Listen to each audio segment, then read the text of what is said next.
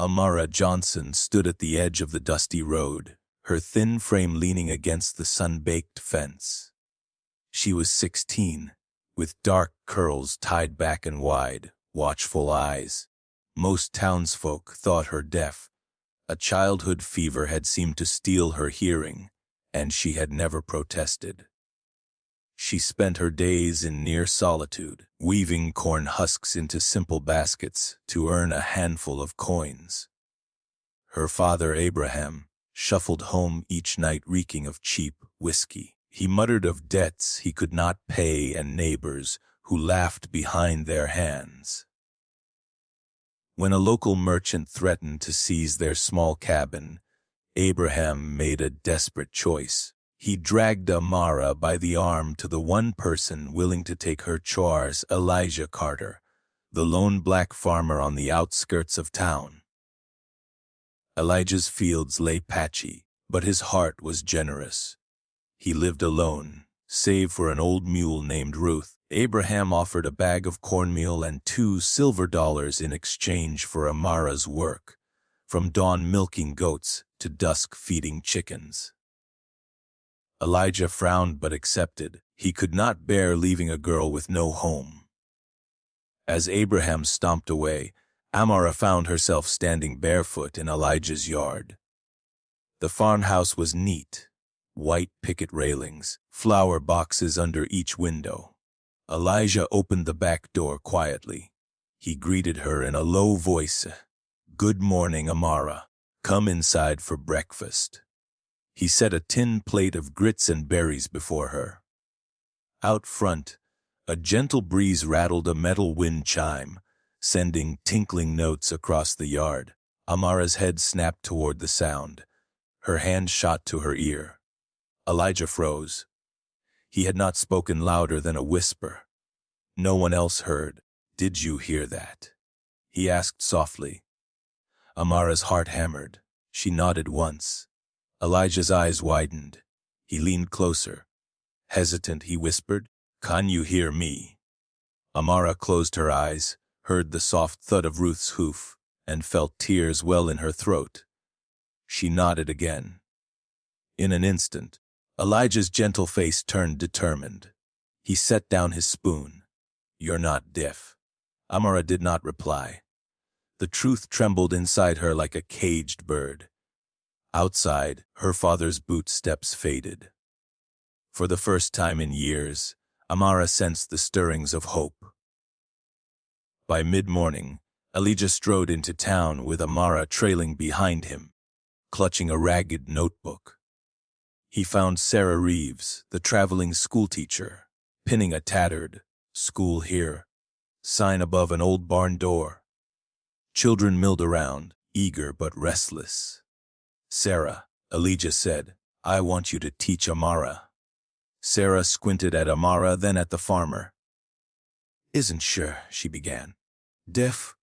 He nodded. "She can hear." He told Sarah what had happened by the wind chime. Sarah glanced at Amara's guarded face and smiled. "Then she belongs in class." Inside the barn, Sarah swept the floor and opened trunks of chalk and paper. She wrote letters on a board A, B, C. She tapped each with a pointer. "This is A." She signed and spoke. Amara watched every motion. When Sarah said "apple," she traced the letters in the air. At noon, Sarah fed them stew. She asked gentle questions, spoken and signed. Amara fumbled but answered with quick intelligence. Sarah's eyes lit up. "You learn fast." Amara managed a shy grin. Sarah offered a simple desk and a fresh slate pencil. "Stay as long as you like. I want to teach you everything." Amara's pulse raced. A door she thought was sealed had swung wide. Over the next weeks, Amara blossomed. She mastered the alphabet, recognized every word Sarah wrote, and even read a simple story aloud. Elijah watched with pride. Neighbors whispered that the old barn school was breeding trouble. Sheriff Thomas Caldwell and Mayor Wallace Bishop exchanged grim smiles. They believed educated minds would challenge their control. One afternoon, as Amara finished a lesson on fractions, a loud crash rattled the barn door. Sheriff Caldwell strode in, followed by 2 deputies. He glared at Sarah's chalkboard. "This place is a menace," he barked. "Teachers stirring poor folk to question their lot." Sarah stood firm. "Knowledge is a right." She swept her arm over the desks. "Let them learn." Caldwell sneered, stamped the dirt. "The mayor and I will cut your funding, and if that door's broken again, we'll close you for good." He jerked a thumb toward the dented door jamb. One of his men had kicked it. When they left, Sarah's shoulders trembled. Amara slipped to her knees, pressed her hands against the wood, and prayed the barn would stay open. Elijah appeared in the doorway. He squeezed Amara's hand. "We'll fix it. We'll fight." She nodded, determined not to let fear win. That night, under a bright moon, Amara crumpled her worksheets and stared at the schoolhouse. The wind chime jingled somewhere inside, and she heard it. She tucked the papers in her pocket. She would uncover the truth behind Caldwell's spite. Before dawn, Amara tiptoed past sleeping fields toward the town hall, a columned building that loomed like a fortress. She slipped beneath a window and pressed her ear to the wall. Inside, voices hushed and urgent. "Bishop, if we seize Carter's land for that new road, we'll line our pockets," Caldwell muttered.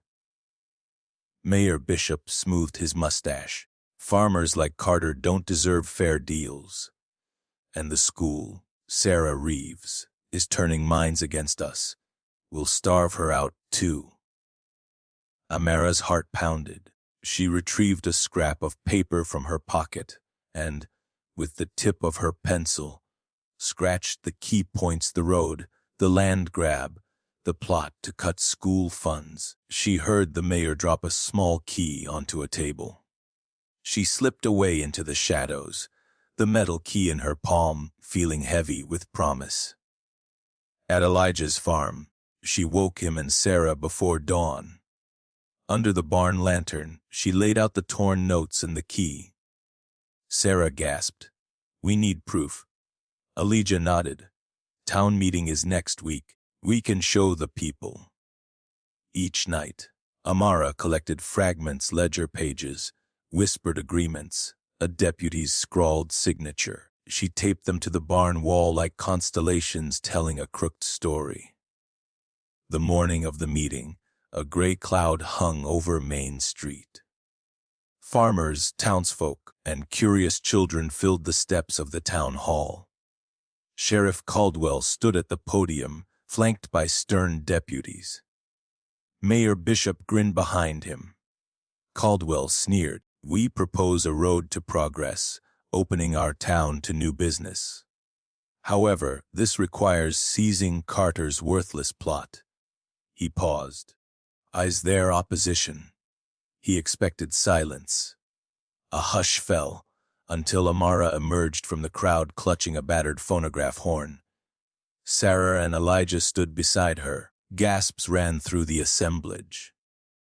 Caldwell barked, "What is this?" Amara raised the horn to her lips. "Listen." She dropped a coin into the wind-up player, a faint scratch, then Caldwell's own voice declaring, "We take Carter's land or we bankrupt Reeves's school." The crowd murmured. Amara paused the record, then shouted, "You used our tax money to fund your plan. You lied to us." Mayor Bishop lunged forward. "You can't prove." But Amara held up the key and torn ledger pages. Sarah unfurled them for all to see. Deputies nudged Caldwell. He turned pale. Murmurs swelled into shouts. "Arrest them." "Justice." Faces in the crowd shifted. Former critics of Elijah stepped forward. Parents of Sarah's students cheered. Under mounting pressure, Bishop sputtered and fled inside. Caldwell tried to follow, but a deputy grabbed his arm. By sunrise, the corrupt leaders were in chains. Caldwell and Bishop awaited trial in the county jail. A special session of the council restored funding to Sarah's school and granted Elijah legal title to his land. No longer a liability, but a model farm. On the day of her adoption, Amara wore a simple dress and clutched Elijah's hand as the judge spoke kind words. "In recognition of your courage, young lady, you shall have a home and an education." Amara's eyes brimmed with tears as Elijah squeezed her shoulder. That evening, the harvest festival glowed with lanterns. Sarah taught a circle of children, some signing, some speaking, to weave baskets. Amara helped each child trace letters in the air. She signed, "Thank you," into the breeze. The crowd watched in respectful silence. As the harvest moon rose, Amara realized she had found more than hearing. She had found a voice and a place to belong. 6 months later, the barn school had grown. Under Sarah and Amara's guidance, hearing and hearing-impaired children learned side by side. The county passed a new law. Every school must offer inclusive classes or lose its charter. Elijah's farm became a cooperative model. Neighbors shared tools and labor, and the old grudge against him dissolved. Abraham Johnson, now sober, worked by Elijah's side, proud of the daughter he had once almost sold. Amara taught him to read the ledger and sign her favorite poem under his careful hand. One evening, as fireflies danced around the barn, Amara sat on the porch with Sarah. She traced letters in the air and said softly, "Thank you for listening, for believing." Sarah held her hand. Amara looked out over the fields, rich earth ready for next spring's seed. She realized that justice, like a crop, grew best when tended with kindness, courage, and a willingness to listen. Enjoyed Amara's journey? If this story moved you, please leave a comment below sharing what listening has meant in your life. Like if you believe everyone deserves a voice, and subscribe for more tales of hope and justice. Thank you for listening.